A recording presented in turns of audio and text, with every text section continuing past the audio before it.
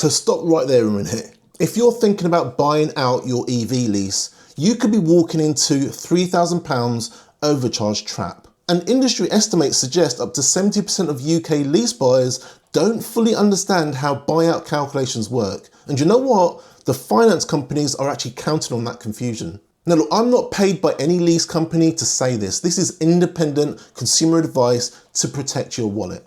Now I've dug through the FCA regulations and Consumer Rights Act guidance, so you don't have to. You see, many lease agreements don't clearly explain buyout costs up front, leaving consumers surprised at lease end. You see, based on industry practices and FCA guidance, lease end administration fees typically range from £100 to £300, and that's before we talk about inflated residual values. So here's what's happening. When you sign that lease, the finance company set a residual value, basically their guess at what your EV would be worth at the end of the lease.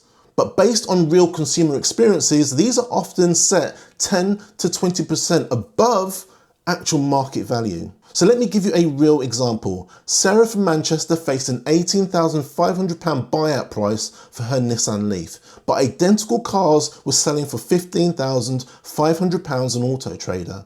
That's a £3,000 markup for essentially the same car. So here's what you need to do. First, get an independent valuation from Auto Trader or Glass's Guide before agreeing to any buyout at all. If the residual value is more than 10% above the market value, that's when you can negotiate. Second, watch out for hidden fees. The Consumer Rights Act requires clear disclosure, but check for inspection fees, admin charges, and excess mileage penalties. And crucially, remember you'll pay 20% VAT on the buyout price, so that £15,000 residual value becomes £18,000 with VAT included. So here's something that most people miss. If you're buying through a limited company, you can claim 100% tax relief on the buyout cost until March 2026 per HMRC rules. That's potentially thousands back in your pocket that the lease company just won't mention.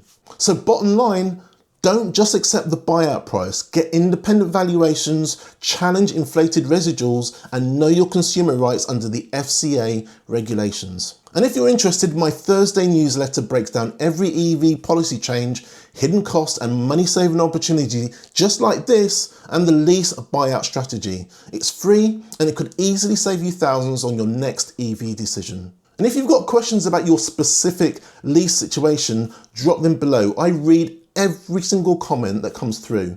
And if this saved you from an overpriced buyout, let me know how much you avoided paying. The link to the newsletter is in the description, and I'll be back next Thursday with more ways to protect your wallet in the EV market. Thanks a lot for watching. My name's Des from the Electric Oracle, and you really want to watch this video next.